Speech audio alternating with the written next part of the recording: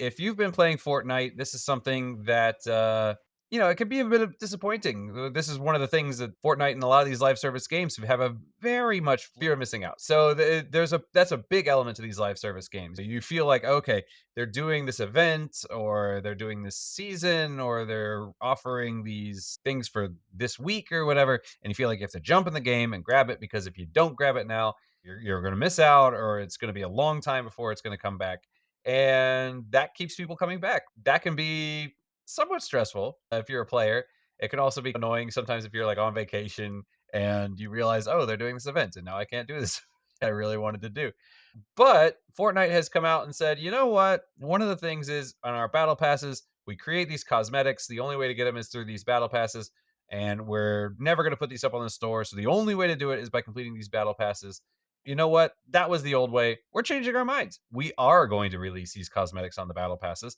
However, what we're going to do is we're going to wait 18 months before we do it. So if you, for example, don't complete a battle pass or you miss it for whatever reason, or especially if you're somebody who comes in late to the game, right? Like I've never played Fortnite. If I jumped in now, I would not have access to any of those cosmetics because I was never there.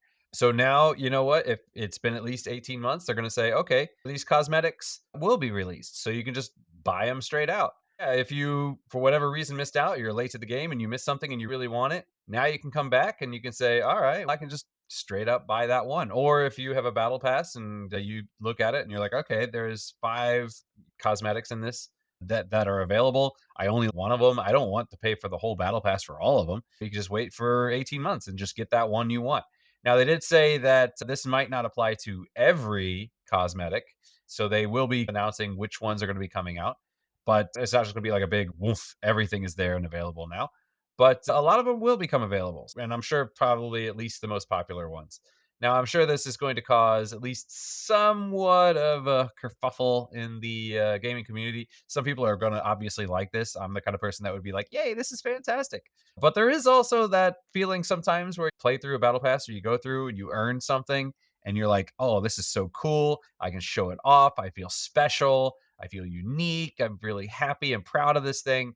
And then when it becomes available to the masses, suddenly it's not special anymore. It's not unique. It's one thing. It's something that you show up in a game and occasionally somebody comes up and they're like, for example, like in Final Fantasy 14, if there's a event and they release certain cosmetics for that event, and somebody comes up to you later and they're like, wow, I really like that outfit. That's really cool. How do I get it? And you're like, oh, sorry, it was this thing that people got if they did this thing. They're like, people are like, oh, that's so cool. And they pay attention. But if everything's available, they're like, oh, okay, I'll just pick that up myself. You don't feel like all eyes are on you. You don't feel like the beautiful princess at the ball anymore. So sure there are people that are disappointed by this news. But for me, I think it's overall an interesting thing. And I think 18 months is a good amount of time. That's a year and a half where you get to feel special. So I think that's pretty cool. I haven't played Fortnite, obviously, but I do think this is an interesting thing. So I totally agree. Out of your three stories, to me, this was the most interesting. Okay, this seems to be like a mechanism of wanting more players to play Fortnite. Maybe Fortnite numbers have changed. One of the things I was looking at the other day, I'm like, okay, what does Fortnite look for YouTubers? And man, Fortnite is still pulling in the videos if you're like a Fortnite YouTuber. Unsurprisingly so, right? Fortnite is still one of the top games on Twitch. I shared that with Adam before. But this also is to me, I've seen this sort of mechanism on the card game side of things, where on the free to play card game side of things, where there's a big sort of like, how do we get free to play players to keep playing the game, because they allow the paid players to have competition, right? And how do we make them enjoy all the cosmetic stuff? And I'm playing Marvel Snap at the moment, and yeah, you get gold enough every month so that you can buy a cosmetic card, right? It doesn't you do anything, but at the same time, though, one of the reasons I switched to Marvel Snap is every week we get a new card. But not everybody can get that new card because it requires you to have played a certain amount, and then you like rolling these loot boxes in order to get the card, right? And it takes a good, even like somebody like me probably spends about 30 to 45 minutes playing Marvel Snap a day. Probably not that long, actually, probably less than 30 minutes. But I can get about 2 boxes a week, so that's 8 boxes a month. And sometimes you might spend 4 boxes just to roll for one card, as that's the minimum chance, right? It's interesting, right? But at the same time, I'm sure there's going to be some sort of mechanism.